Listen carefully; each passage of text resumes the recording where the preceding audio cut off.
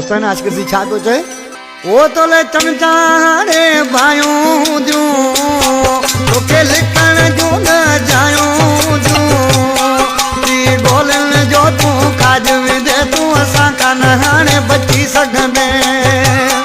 ती बोलन जो तू काज विदे तू असा का नहाने बची सघंदे तो ले चमचारे भाइयों जो तो के लिखण जो न जायूं जो ती बोलन जो तू काज विदे तू असा का न बची सघंद ती बोलन जो तू काज विदे तू असा का नहाने बची सघंदे